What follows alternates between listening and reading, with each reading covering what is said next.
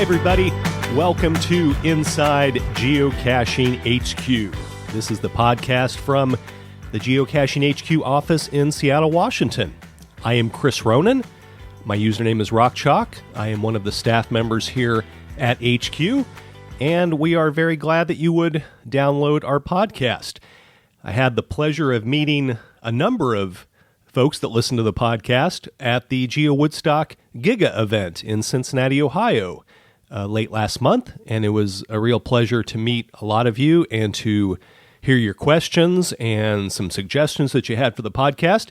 If you weren't at Geo Woodstock, if you have suggestions that you would like to let us know about, you can do that very easily. podcast@geocaching.com is the address.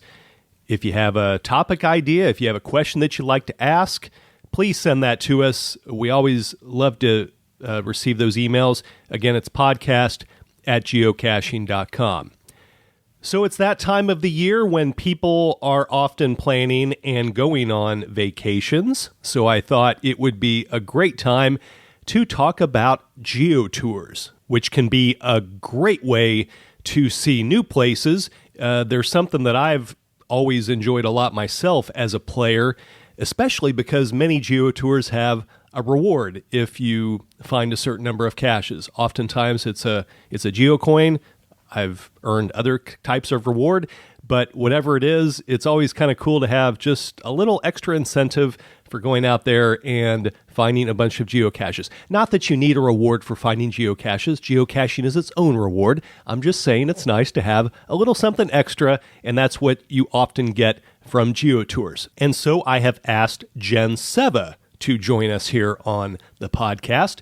MissJenn is her username. You may have met her over the years. She has worked at HQ for a long time, has a lot of great experiences as a player, as a volunteer reviewer, which she was many years ago before she came to work here at HQ. And now she has been here for many years and has been heading up the GeoTours team for quite a while. And she has some great insights into GeoTours and how they work.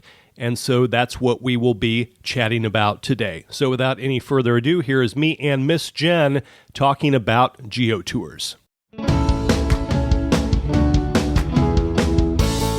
Well, let's just start with how you got into geocaching, because you have a long history with geocaching, long before you worked at Geocaching HQ. I do. So in 2001, I won a GPS unit at a Christmas raffle drawing in the club I was in at the time. It was a Jeep club, and I had no idea what to use it for. I actually tried to trade it for a set of wrenches because I could use that, and I didn't know what a GPS would be for. And one person in the club told me about geocaching, and he, again, it's 2001, and he's like, it's kind of an underground movement. And of course, today it's not, but that's how it started a long time ago.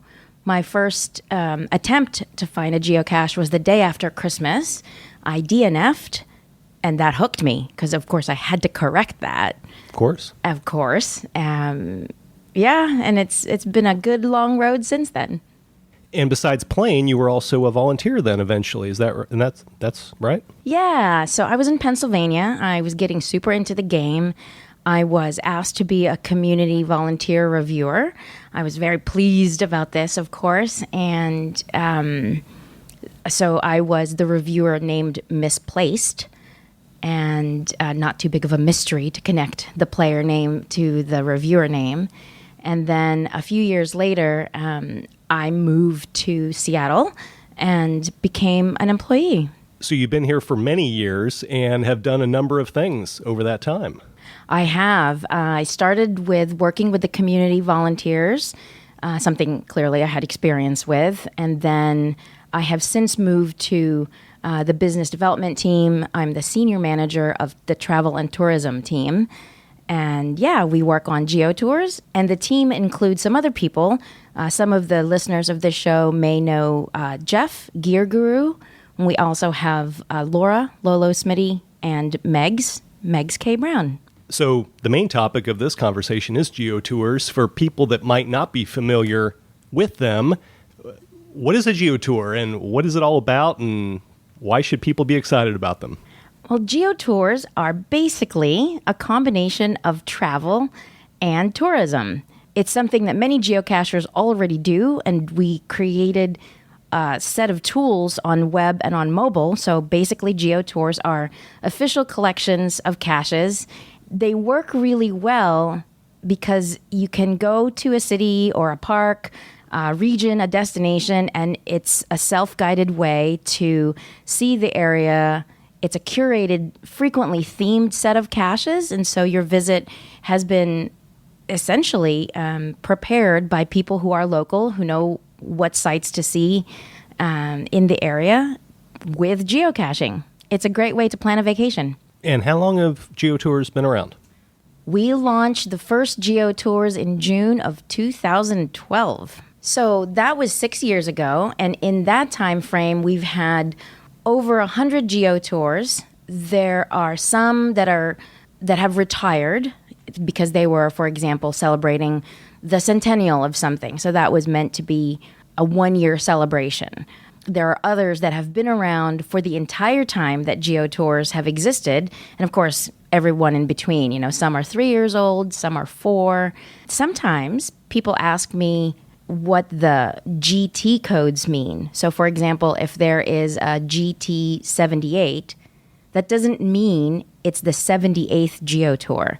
It's a numerical system that is similar to GC codes. And so those of you who are listeners on the show, you know GC codes are not in numerical order like 001, 002. There's an algorithm, and so GT codes follow the similar algorithm. Right now, it's just 4 digits, right? GT something something. We look forward to many more GeoTours in the future, and pretty soon we'll have 5-digit GT codes and 5-digit GT codes and 6-digit GT codes, just like GC codes have increased over time. Yeah, we look forward to more. So how does a GeoTour come to be? Does your team go out and find them? Do organizations approach you? We usually get an inquiry from a park system or a tourism organization, sometimes a chamber of commerce. Sometimes, and actually more and more recently, we get an inquiry from a geocacher. And we attempt to connect that geocacher with, again, a tourism organization in the area or a park system in the area, because really those are the kinds of hosts that have this interest in bringing people to their destination. And we just start the conversation from there. You know, what are the goals of that organization? Is it about educating people about what's in the park system? Is it about more of a travel and tourism goal, staying in the area for a few days, a few nights? Different GeoTours have different goals, and we try to make sure to strategize so that it's great for that organization and for the geocacher. And from what I understand, you guys sometimes will try to put, if it is an organization that comes to you, you'll try to put them in touch with local people. I think you had talked about the reverse of that, about getting the local people in touch with an organization. But in order for that organization who might not understand the game as well to put them in touch with people in the community already playing the game that kind of know the local lay of the land, right? And it hopefully leads to a tour that can be great for both sides.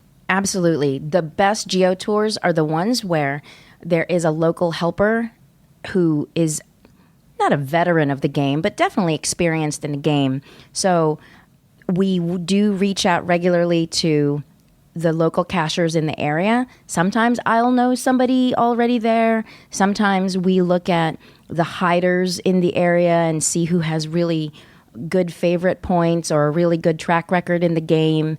And we approach them and ask if they'd be willing to help.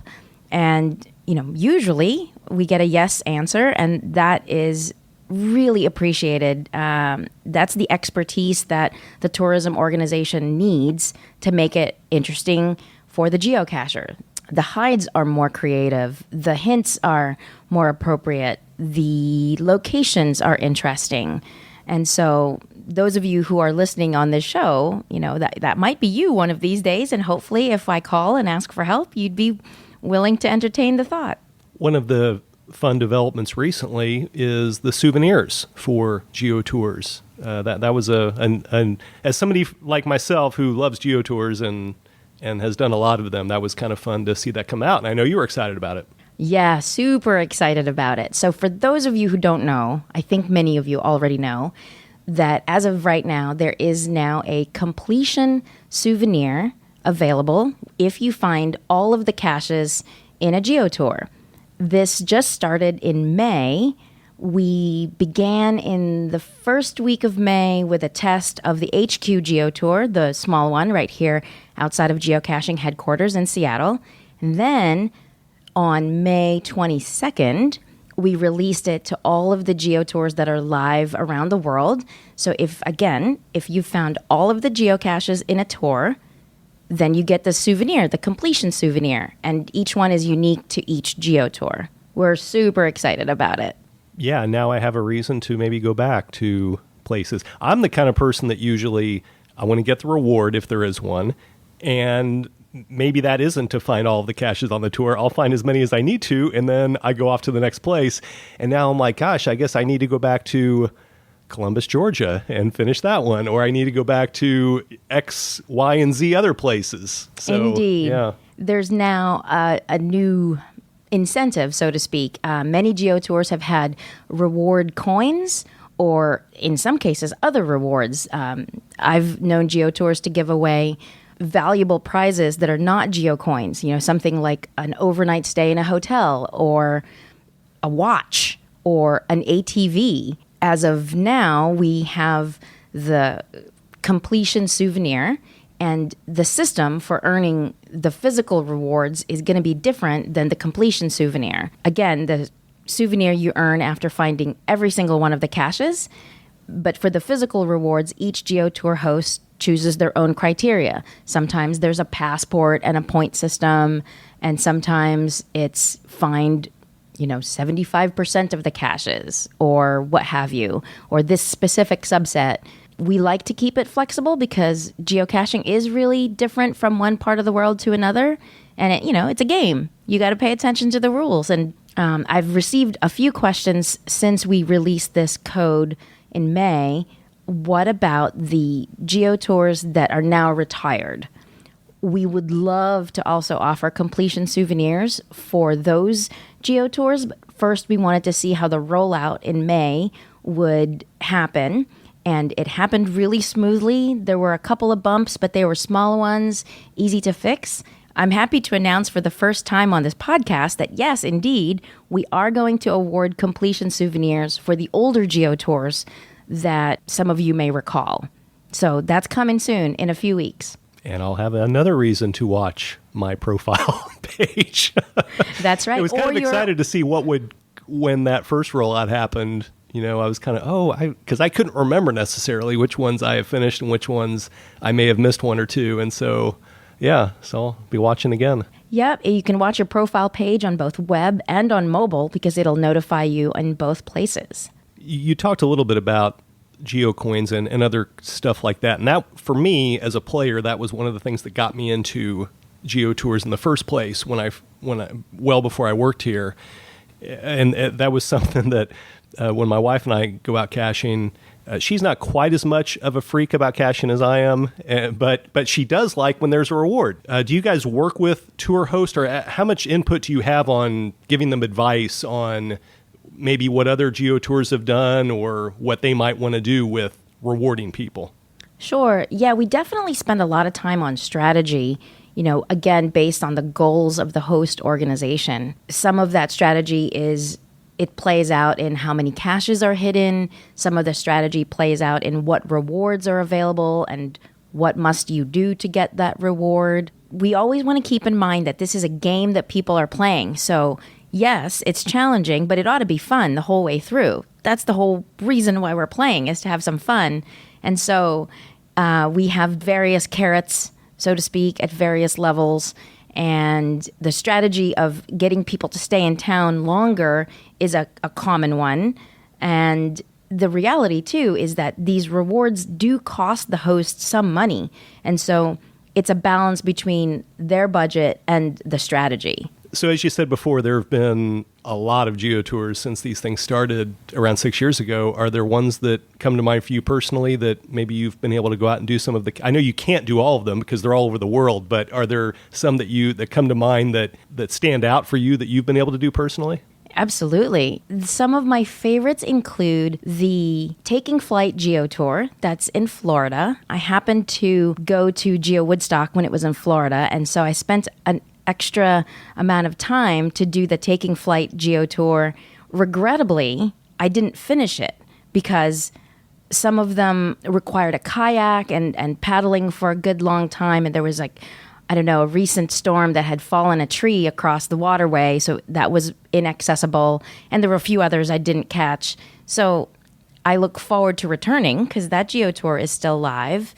Another favorite more recently that I did is the one in Porvoo, Finland. And what a lovely town just outside of Helsinki. I was lucky enough to be there in July when the days are really, really long in that part of the world. So that was especially enjoyable as a tourist and as a geocacher. They've since added a virtual cache to that GeoTour, so there's actually one more in the tour that I hadn't found because it wasn't there when I was there last July. Another favorite one is the Cateran Trail in Scotland, and this is a now retired GeoTour. I actually was there during my honeymoon, and I convinced my husband to join me for a walk along the Highlands, and it was such a great day with local cachers in that area. Another one that I didn't finish, but it was still such a rewarding trip. It was so much fun, even though I won't get the completion souvenir for that one.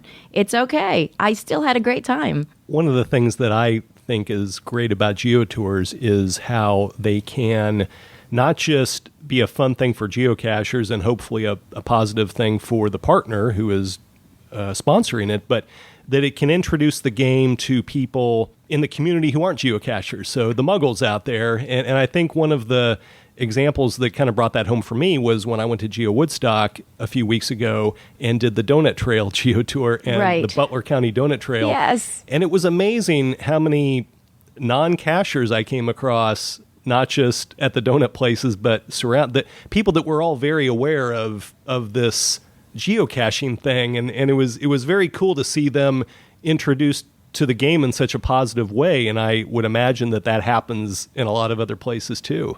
Yeah, GeoTours are definitely a great way to introduce the game of geocaching to just a regular tourist to a city or to a park system, and it's positive awareness. You have support from visitor centers or park rangers. And in the cases where there's a physical passport, that makes it even easier for a newbie to better understand the concept. And of course, with the app, the geocaching mobile app has a special section for GeoTours, and it makes it really easy because when you use that section of the app, you can focus just on the caches that are part of the GeoTour. As we all know, geocaching can be really distracting. There are so many caches out there, but for a new person, it might be easier for them to focus on, for example, just the Donut Trail GeoTour and ignore all the other ones, or just the Uncover Metro Parks GeoTour around Columbus, Ohio, and ignore the many hundreds of other caches in the area. You spoke about this briefly earlier, but let's talk about it again. If somebody thinks, gosh, we've got these cool places in our town, we think this could be a GeoTour type of a situation. If a cacher's thinking that, what should they do? Should they go straight to their local CVB? Should they email HQ? What's the right way to go about it? There's a couple of different right ways to go about it. It depends on how much you already know about GeoTours. If you're totally new to it, which I would be surprised if you're listening to the show and you had never heard of a GeoTour, I would start with going to geocaching.com/travel. It's a bit of an introduction that is really targeted to a tourism professional. It's not so much a page for geocachers. And so if you are a geocacher, it gives you an idea of the kinds of questions that are important to the Chamber of Commerce or the park system or, again, the tourism organization. On that page also is a very short and I think really fun video explaining GeoTours from the point of view of 3 different GeoTour hosts. That's very effective. If you're going to make a presentation to someone local and you're hoping to convince them to host a GeoTour, that little, I think it's 2 minutes and 45 seconds, that short video is really effective. I invite you to take a look. Another right answer, if you think your destination could use a GeoTour, is for you to approach the event organizers in your region, especially if they're a mega event organizer. I've found that frequently those folks have already been in touch with the right people in the tourism industry. So a lot of your work may already be done if you go this direction. The other right way to do it is go ahead and email us, geotours@geocaching.com. And so that's GeoTours with an S at the end at geocaching.com. We're happy to help you if you're just unsure of how to move forward. So there you have it. Jenn Seva, aka MissJenn, and a lot of great information about GeoTours. If you would like to get started on becoming a GeoTours geek like me, you can go to geocaching.com/GeoTours, and there is a list of GeoTours all over the world. I am personally right now planning a trip to Utah here in the States to take on the Utah GeoTour. So lots of great vacation ideas there on that GeoTours list. If you have an idea for an upcoming podcast subject, you can send us an email. Podcast@geocaching.com is our address. We would love to hear from you. Until then, from all of us at Geocaching HQ, happy caching.